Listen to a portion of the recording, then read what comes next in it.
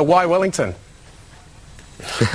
There's a number of reasons. When I parted company with Adelaide United, I think within a couple of hours, Wellington were on the phone with my agent, and he called me up and asked me if I was interested in going.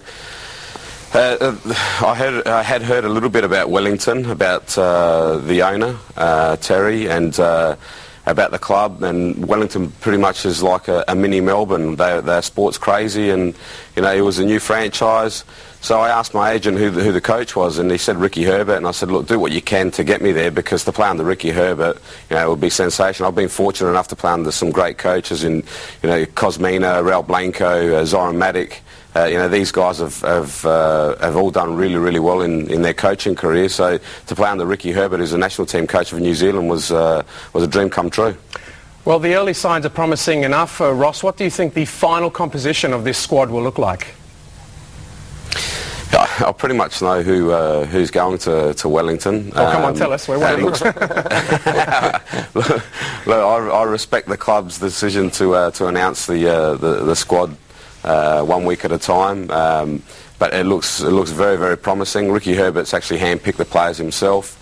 Terry Serapisos, the owner of the club, has given him free rein, so you know, it's looking very, very promising. The players that he's already announced are good players, and you know, I'm really looking forward to going to play with these guys. I think there's going to be another 2 South Americans, hopefully Brazilians, announced. Good news that they'll be playing with the club. Well, that's good news, isn't it? I mean, Craig has spoken about it a few times, haven't you, about the fact that the South Americans are dominant in most of the Asian Champions League teams this season. Exactly right, yeah. And in fact, we were talking with Branko about it here last week, Ross, and that is that and you would have seen it with Adelaide this season in the Champions League, that all of these clubs, the better clubs in Asia, have all got a Uruguayan or a Brazilian. You know, they've got these South Americans there who add so much to, you know, the local boys who tend to, you know, need that little bit of creativity, if you like.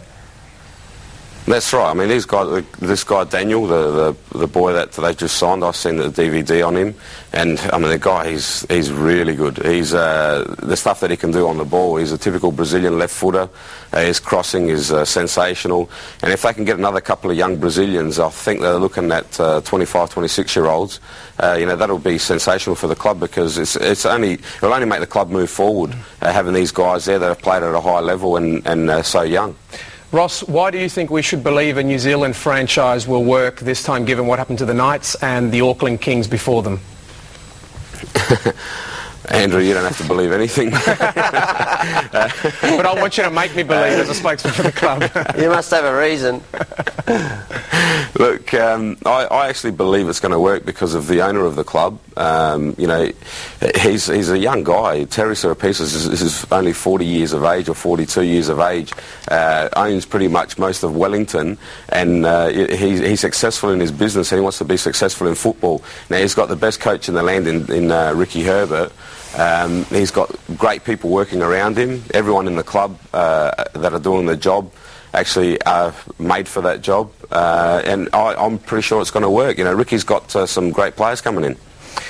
Ross, now I'd like to clarify the situation regarding you, because when you left Adelaide United, at the time the club release suggested that you were quitting through injury with a year to run on your contract. In fact, I think it was the chief executive who thanked you for making way for young players. But everything we see now around suggests that you were sacked. So what is the truth? I signed the confidentiality agreement with Adelaide United. I got a payout. We parted company. It was a mutual agreement that is correct, that they wanted to bring up young players. And that's pretty much what I'm going to say about that. OK, what about Adelaide United in general? Since the grand final defeat, there have been wholesale changes at a club which had produced the most consistent results over the first 2 seasons. It seems a bit crazy. I mean, what's the old saying, if it ain't broke, don't fix it. So why is Adelaide making so many changes, do you think? Oh, look, I can't comment on what Adelaide do. I'm a Phoenix player now. I still love the club. I still love Adelaide United. I was born here, I grew up here, and like I said, I actually love the club. I loved playing for the club. It was a dream come true to captain the club. I think times change. You know, we're the most successful team in the country with the achievements that we've achieved, and times going forward, and they want to move with the younger players, and pretty much you got to accept what they want to do. The owner of the club made it clear that the young players, they want to bring up young players, and we'd love playing for them. I think Carl Viet, Fernando Rec, and a few other boys are going to be leaving as well. So times are changing in Adelaide. Yeah, indeed. What do you think of Adelaide at the moment in the Asian Champions League, Ross? Oh, I think they're doing quite well. I think Viddy's doing a great job. He's probably going to have one of the best squads in the league, and being a good coach that he is, I think that we've been told when we sat down with Adelaide United that we're looking for first and second spot every year. I saw Aurelio say that he was looking to get into the top four. I don't think that's a good thing to be striving for. I think that he should be looking for the top 2 spots. He's got the squad there, and I think if he doesn't get it, he probably hasn't succeeded. But I'm pretty sure he will. He's got a great squad there, and he's a very good coach as well.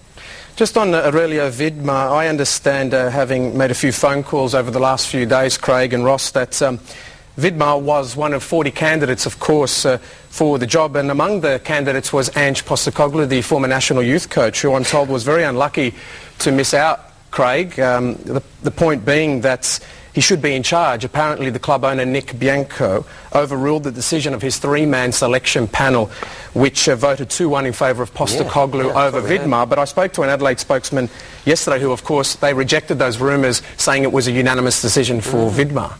But there was a delay in the announcement, you might recall as well. Yeah, there was. Yeah. Which Vidmar said, please, can we rush it and get a decision now? Yeah, well, that's what we've heard. I think that's the rumour going around, who knows. The decision's made now, so the good thing is that you've got some high-level candidates now chasing every job that comes up in the A-League, and I think that's a great sign for the A-League clubs and also for the league moving forward. Now it's become a viable job, and even under that, just on the issue, even under that, you've got a lot of guys who are your sort of second tier who are now becoming much more serious about their profession and going to the state leagues and really raising that level, because now you look at Aurelio Vidmar here, there's a lot of coaches in the country looking at him, putting pressure on him now, saying we want your job, and that's really positive for the game. Indeed. Now, Ross, on your brother John, I spoke to him this week as well. Of course, he's been linked to the Queensland Roar because he received a phone call from Frank Farina. Now, he tells me that he needs time to consider the offer, that he's also looking at clubs in Spain and maybe even the Middle East. So we're not sure about him coming back to the A-League. But one thing seems certain, he does not want to go to Adelaide after everything that occurred with you. So your brother's sort of sticking by you. Yeah, your family's family, blood's thicker than water. Obviously, John was very hurt with what had happened to me at Adelaide. He knew how much I loved the club and how much I loved captaining the club. Look, I can't speak on behalf of John, but I'm pretty sure he knew the hurt that I was going through. He used to call me every single day when things were going on, and I love my brother. He's my best mate, so. All I can say is he'll know what the right thing to do is if he wants to play in Adelaide or Queensland or stay in Europe.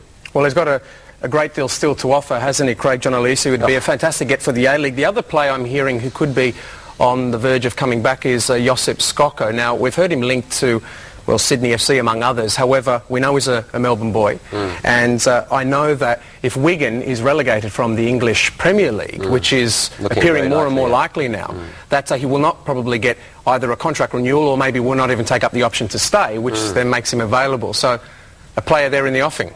And in good form. He's actually done extremely well for them.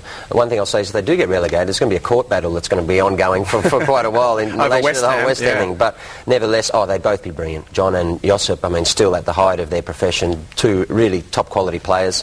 And I don't know whether Melbourne have got any room left under the salary cap or indeed with the marquee. So it may be if he comes back, Josip, he'll come to Sydney. But John, he'll come back here.